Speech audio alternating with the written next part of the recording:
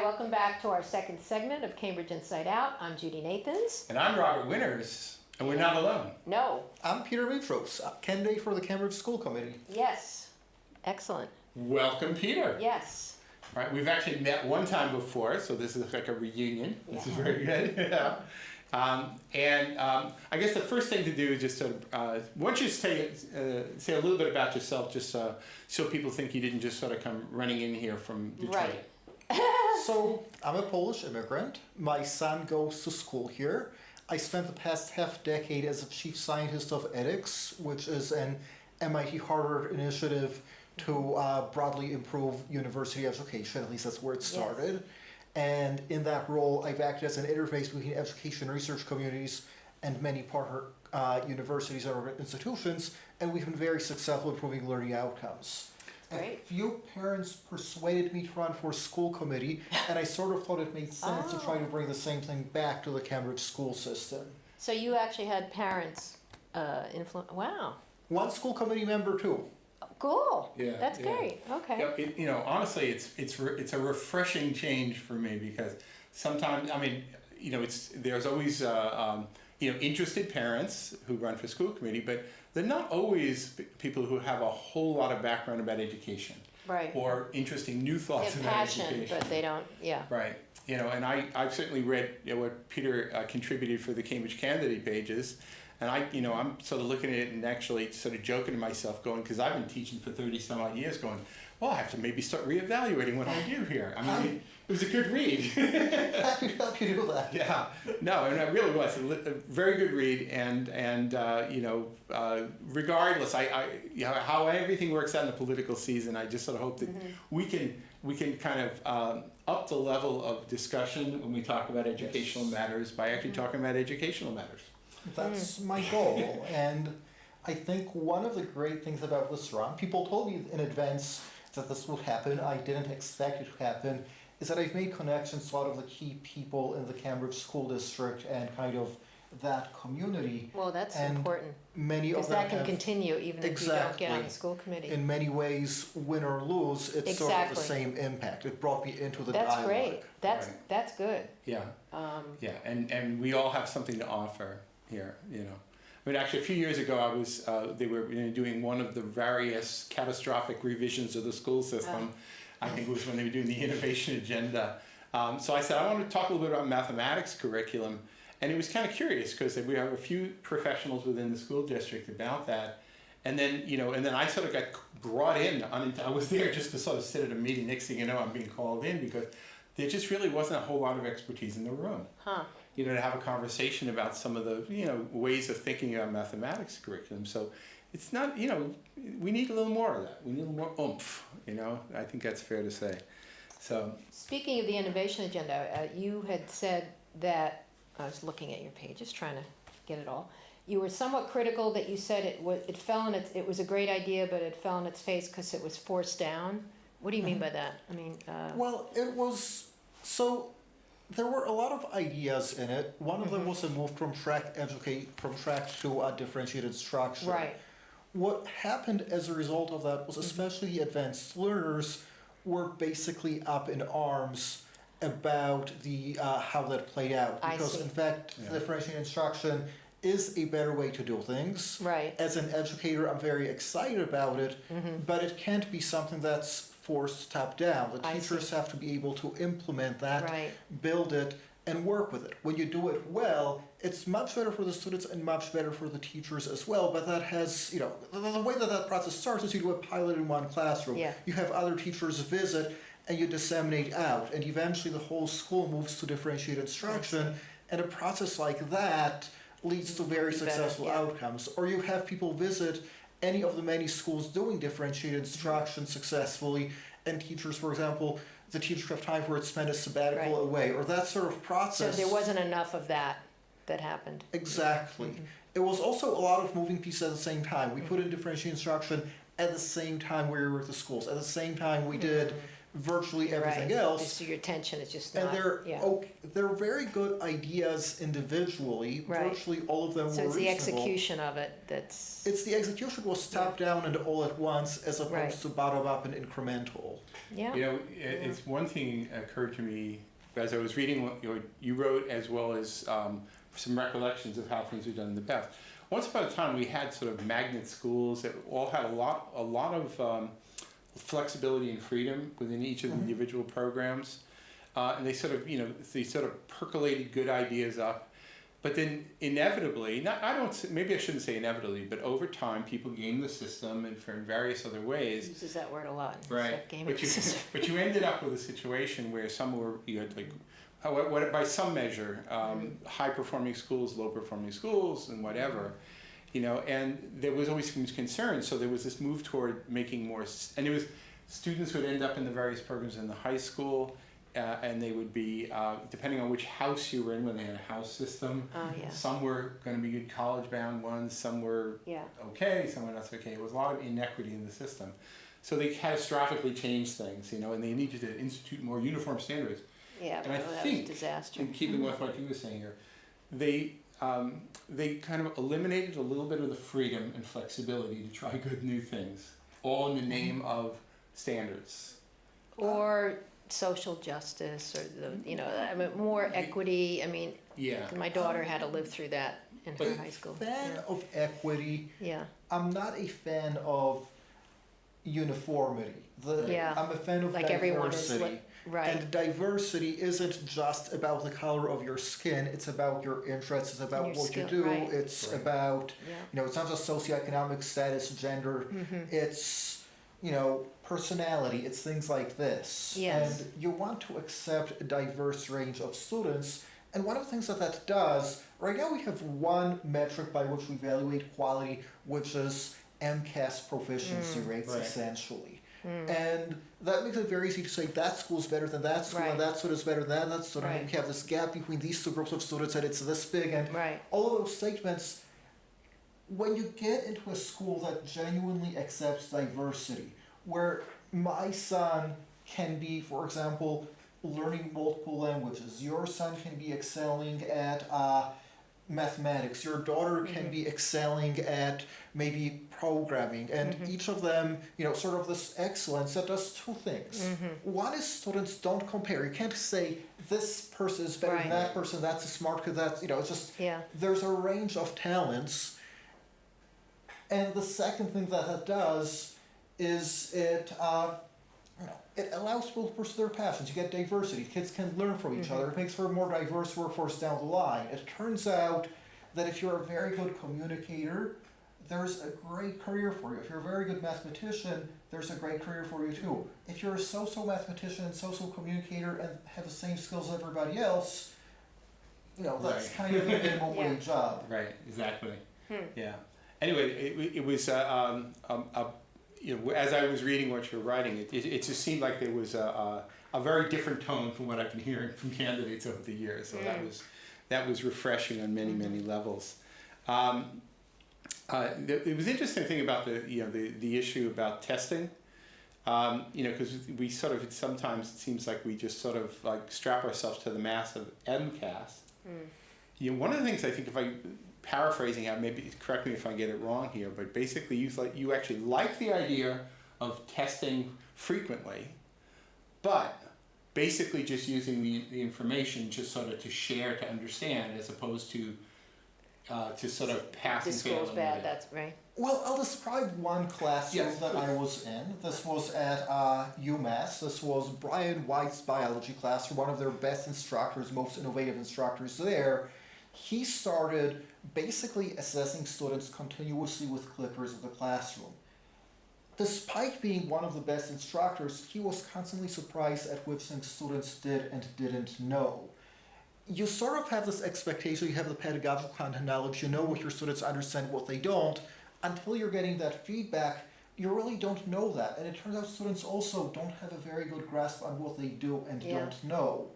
And one of the things is with testing, with assessment, you want to provide the feedback rapidly. You want it to not be the case that you take a test, you find out 3 months later you had a knowledge gap, you want to be able to use that as a way to identify it quickly. It also, when you put in that kind of diversity of tests and you start to understand what things are happening in the classrooms, it also, you know, the basic problem with testing is it starts to be used for accountability. I was talking to the head of the CEA recently. That's Cambridge Educational Association? Yes. Which is essentially the teachers union, right? Essentially, yes. They seem to, I'm still familiarizing myself with the CPSD system. Based on that conversation, I was very impressed with them, but you know, that's a one conversation impression. Not sort of your typical teachers union in many ways. Right. But you know, he was sort of describing how a lot of use of testing for accountability really reduces risk taking in the system and really reduces creativity in the system. What happens if you have a kind of, I have a measure of how well you're doing at group work, how well you're doing problem solving. I have a measure of how well you're doing at arts, at math, and all of a sudden you go from one number, which is basically meaningless, to a dozen numbers. You know, if one school is lower on all of them, that actually does tell you something. That's actually meaningful information. Right. But in most cases, it turns out one school's better here, one school's better there. It might be different. And then it's a question of values, priorities, and that sort How of thing. are they teaching it and all? Yeah, interesting. Yeah. Right. I'm trying to look at, you know, one of the things, again, just sort of going back to when they were doing the innovation agenda, they talked about, they made a big distinction between, well, let's not say a distinction, but they talked quite separately about equity and, you know, social justice and equity, whatever, and how they would design the school system. And as we the so-called advanced learners were sort of a separate conversation.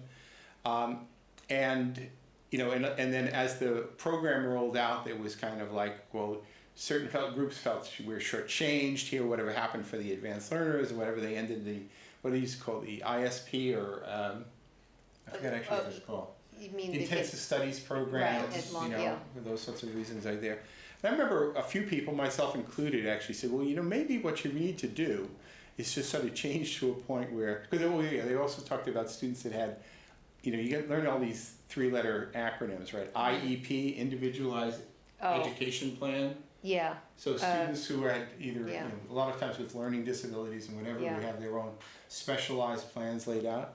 And somebody actually floated this notion that, well, maybe the advanced learners need individual education plans, IEPs as well. Somebody then pointed out, well, maybe every student needs individual education plans. Well, you say something to that effect, like there should be Yeah. somebody that almost like their advocate throughout. I mean, other people have said this throughout their whole school life. Well, you know? so was actually a very interesting comment. I was reading right now all of the copies of the high school newspaper, the Register Forum, and one of the school council candidates said that the essential thing is trust, that students need to trust that the teachers have their back, and that that's not present. And you have to sort of decouple the role of I'm your mentor, I'm your guide, I'm your friend, from the role I'm your disciplinarian, I am going to punish you, and that doesn't always happen. As a teacher, I have to say, that's always, that's the difficult, awkward dilemma you're often in. Well, as a student, I want to be able to confide in you, and as a teacher, that's very important. And I think that the best teachers in my life all erred on the side of trust. My advisor, who's been sort of a friend for my, basically since I was a freshman, and my guide, Jerry Sussman, you know, I can confide anything in him. I can, you know, and that's, people need that. People need that level of trust. And once you build that, then you can advise people back on, if they're making a mistake, I've made plenty, that gives you a position from which you can guide them back to the right path. Yeah. What I was referring to is sort of that ultimate dilemma when you sort of work with closely and you're good with a student, but in the end, they take an exam and you're giving grades, course grades, because we are obliged to give course grades. I can't not give course grades. And then I have to give somebody a grade, which is because I have to be equitable about it, which is not the best, even though we had a really good relationship based on trust, but I still have to give it not the best grade. You know that schools in New Hampshire, many cannot give not the best grade. You either pass or you fail, and if you fail, then you try again until you pass. Competency-based classrooms there. When I was a graduate student at MIT, that's exactly how we did the calculus exams. We used to have what was called a tutored exam program, where it was every semester was divided up into 6, and you basically took multiple versions of the exam and you sat down with a tutor until you learned it, and then you moved on to the next unit. So that works really well for a couple of reasons. But One they did of away which- with it at MIT. They kind of did away with it at MIT. It's the system there is a little bit more complex, but I thought that would be kind of a detour. But that does a couple of things. One is, as a student, you're not trying to learn calculus having gotten a 70 in algebra. That's a very difficult position to be in. That's right. And the second one is, if you learn algebra more quickly, which many students can, just even on a day-to-day basis, you learn a particular topic in algebra because you're feeling really bright and perky today, you can move on. As you start to do that, learning just goes up dramatically. It's hard for me to say how much. Well, it's actually very easy for me to say. The classic paper there is Bloom on mastery learning. In the first paper, a student on a mastery learning program would outperform by 2 standard deviations 95% of students in a normal program. Future papers sort of narrow that down to 1 to 2 standard deviation, but it's a very big improvement in how much students learn. Right. And, and I guess part of my livelihood depends a bit on that, since I do teach classes at the Harvard Extension School, and so some of the students who are kind of being able to move at their own pace end up in my classroom. So I end up with a lot of high school age students now. Anyway, it's very kind of a... So what do you see the role of the school committee? Because you talk about that, like what they have done or what they could do. And so what would you...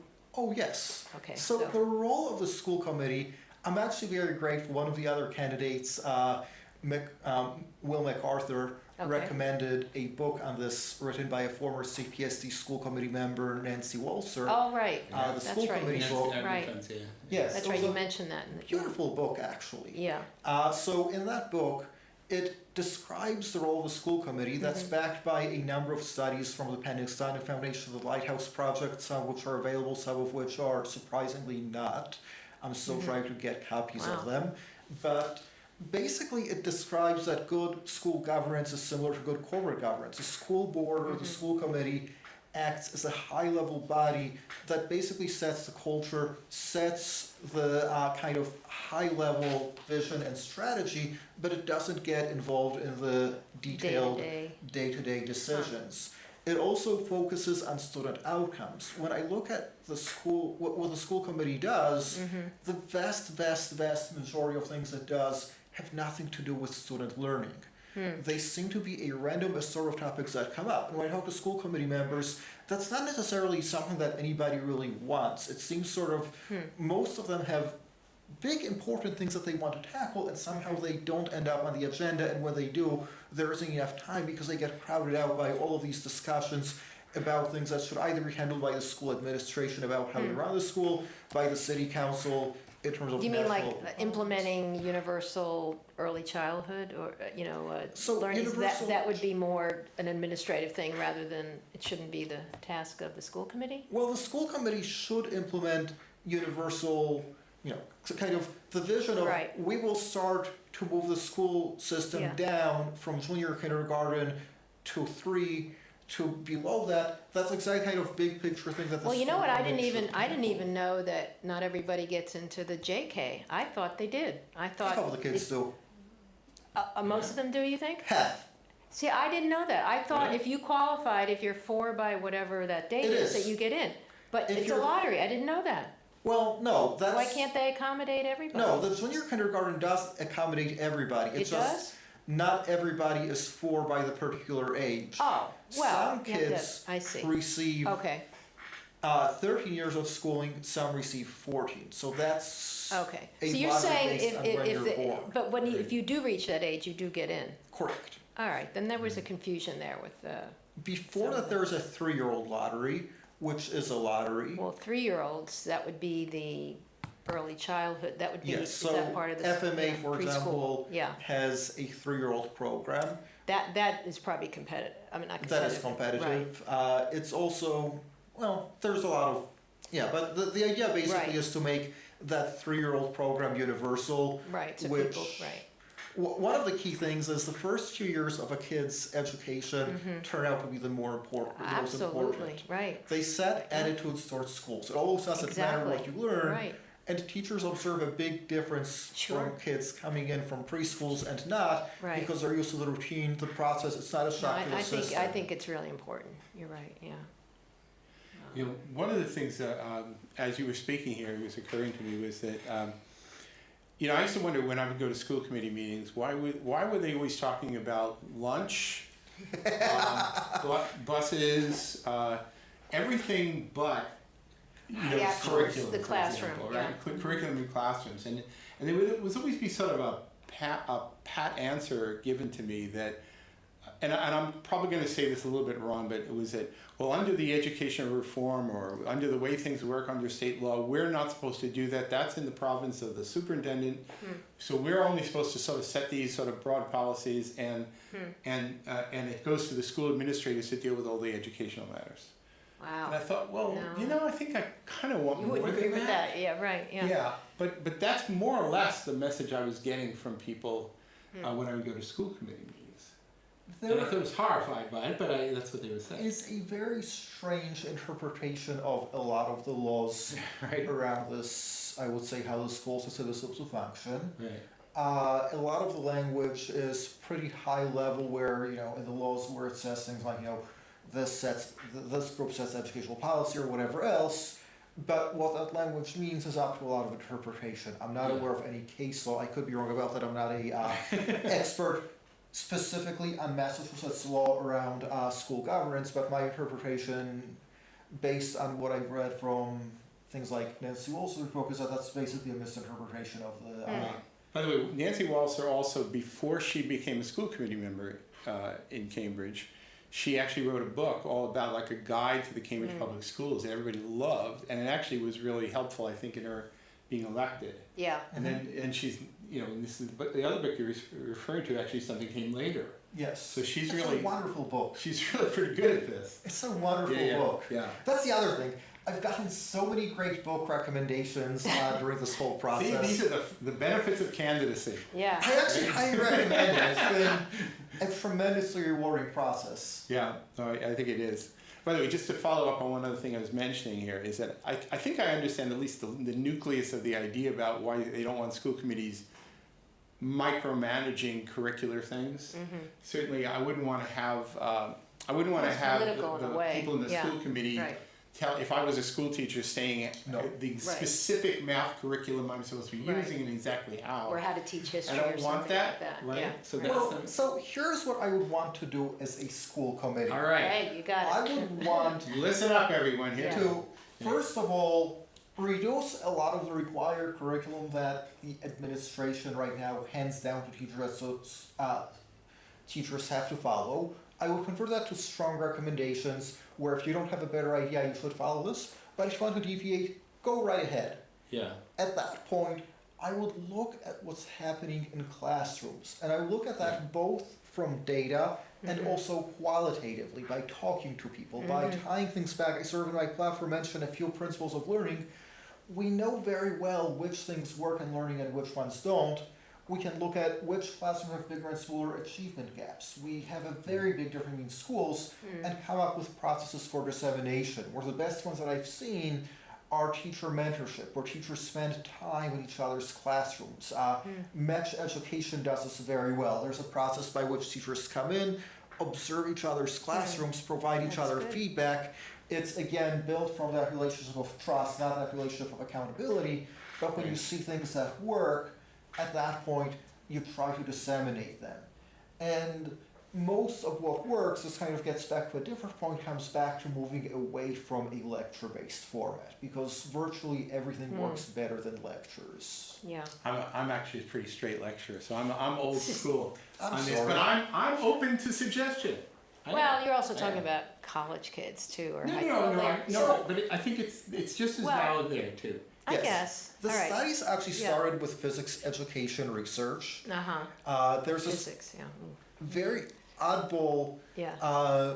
phenomena that happened where a bunch of physicists started doing education research and did it really well. Okay. I can go into that whole history, but there was sort of this concept was developing. There was a very canonical paper that came out in the 90s from Hockey, which looked at learning gains in classrooms that were based on a traditional lecture homework format versus interactive engagement formats. Oh, And oh, interactive that's what you're talking engagement about. Yeah, of formats. course, it's better. Oh, yeah. I mean, you don't want How someone much talking better? at you. How much better? Well, I don't know. I like to be interacted with. Like, I So- listen to talk shows where you can actually text them and maybe get Most your of the answer out physics of is it, done in the way you're describing now at MIT, Is it? by the way. And at Harvard as well. Eric Mazur is one of the Yeah, pioneers, MIT Kiel. But the learning It's gains collaborative. It's more yeah. than doubled. It's hard Yeah. to do. They- It's also somewhat more expensive and labor intensive, though. Why? Well, at MIT Why? it is. Why is it more? Well, the way they do it with the tables, you just have to have a lot more staff people around involved. Well, I think a lot of what we're talking Maybe about we're is doing it more wrong. people. Yeah, And maybe yeah. we could do it better and more efficiently. Better use of personnel. We're not doing or- it wrong. Wrong is a strong word. And how much money you want to spend is largely a function of Right. how much money you have. Yeah. MIT and Harvard have endowments that are quite large. Yeah, and so have it's billions not- of yeah. dollars. And there are upsides and downsides to all of the formats. There are formats that go all the way from pure technology, a child sitting at a computer doing everything Oh, there, yeah, right. to one-on-one mentorship and Right. everything in between. They can Right. be completely non-labor intensive, very labor intensive, Yeah. but all of them where the student is actually Right. doing things Yeah. lead to Now, more we have about learning. another minute here, so I'm gonna basically Right. say, having you on a school committee would allow this conversation, and I think it's a good conversation to To happen much continue. more broadly. Okay, but now, we're down to the last minute here. You gotta tell everybody here Yeah. specifically why Right. you're the man. Why you should get the number one Yeah, vote. why the number one vote, because man, don't forget that, it's not Right. vote for me, it's number one We vote. need, Why I is need your Peter number one Mitros the vote. guy? Right. Well, I'm happy with actually, whichever votes you give me. It's a democratic process. Say number one. No, it's got to be a number Okay. one. With the Give ranked me choice your system. number one right. vote. Right, Right. choice not voting, right, yeah. Right, if you got all the number twos in the city, you'd be the first candidate counted out, so you gotta get your share of number ones, all right? So you're the guy then, right? And you work well with others. Yes. I do work well with Good. others, and You I will am have other- going in without an agenda Good. beyond let's What bring in you're- evidence right. into learning. I don't care if you're doing peer learning. I don't care if you're doing mentorship. I don't Yeah. care if you're doing technology. But Right. yeah, So great. anyway, I Okay. think that's, so we have a very interesting candidate for school Yes. committee, so anyway, we'll see you again next week on Cambridge Inside Out. Night. Thank you.